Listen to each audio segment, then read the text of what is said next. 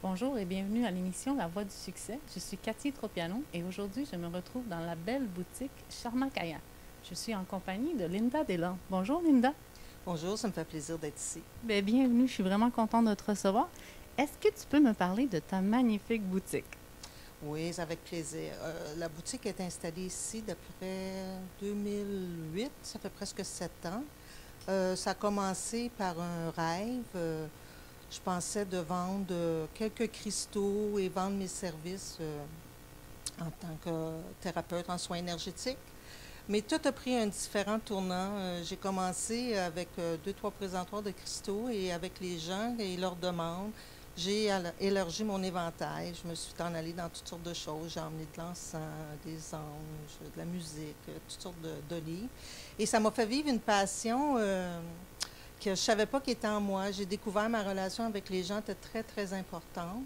Et puis, j'aimais être à l'écoute. Alors pour moi, ça m'a fait développer un côté, je dirais, que j'ai toujours eu en moi et j'ai toujours resté retirée. C'est beau, là, quand on écoute notre rêve, là, quand on travaille avec le cœur, là, ça peut amener rien que des beaux résultats. Tu as dit que tu as ouvert la boutique en quelle année? En 2008. Et puis, ça va bien? Oui, ça va bien. On prend toujours de l'expansion et puis c'est parti d'une boutique à un centre de ressourcement énergétique et maintenant, je vous dirais qu'on est plus comme un pilier holistique des bases Laurentides. C'est quelque chose que j'aimerais me faire reconnaître comme un pilier. Un endroit où ce que les gens puissent venir pour chercher des outils de différentes formes, mais toutes des voies thérapeutiques naturelles. Mais justement, parlez-nous des services que vous offrez, vous, Linda Delan, ici à la magnifique boutique. Moi, je suis naturopathe de profession. Avant ça, je travaillais en médecine traditionnelle en tant qu'infirmière. Maintenant, je fais des soins qui sont physiques et énergétiques. Je fais du toucher thérapeutique. Je pratique la réflexologie des pieds. Et puis, je fais aussi le Reiki. Et je travaille, mon dada à moi, c'est d'aller travailler au niveau des karmas et des patterns de vie qui contraignent de d'autres vies. Alors, je travaille dans l'invisible avec les corps subtils. Et puis, j'aide les gens à prendre conscience de qu'est-ce qu'ils sont venus boucler et non régler, boucler. Wow, ça s'adresse à quel type de clientèle ça peut être? Je travaille autant avec les enfants autistes qui ne sont pas en contact avec leurs émotions, autant que les personnes âgées qui sont prêtes à traverser de l'autre côté. Wow, ça doit être beau de voir leur évolution avec les services, là. C'est génial. Oui, les gens prennent un grand calme, prennent conscience. Vous savez, on ne fait pas de la guérison, on fait juste ouvrir les portes à la conscience, de prendre des décisions qui sont pour soi. Une personne âgée qui a une maladie chronique, je ne prétendrai pas la guérir, mais je peux l'emmener dans un état où est-ce qu'elle va accepter que son temps est arrivé et elle va partir en paix.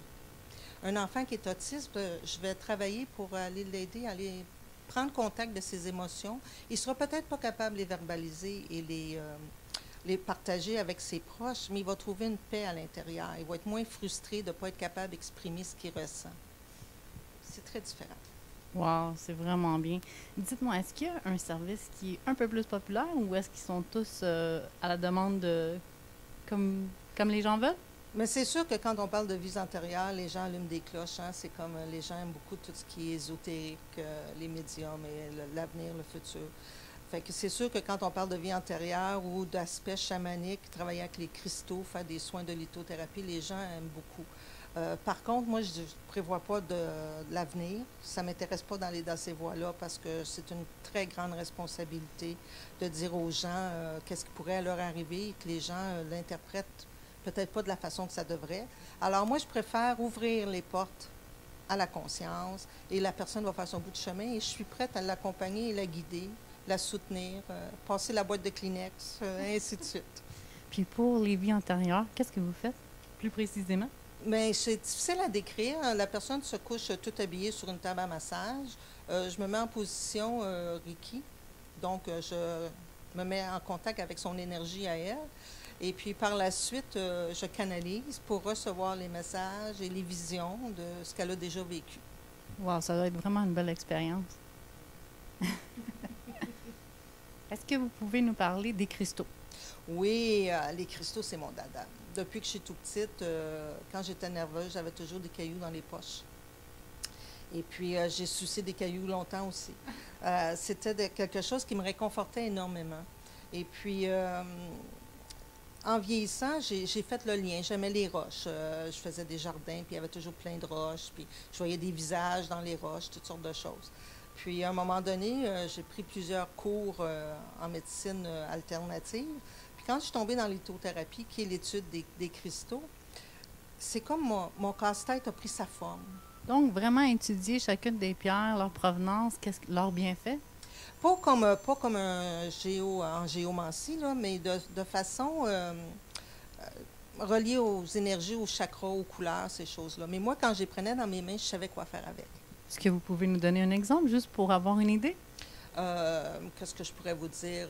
Si je vous prends, mettons, un œil de tigre doré, qui est une pierre jaune et brune, euh, c'est une pierre qui va vous emmener de l'enracinement, du discernement, et elle va travailler à votre foi.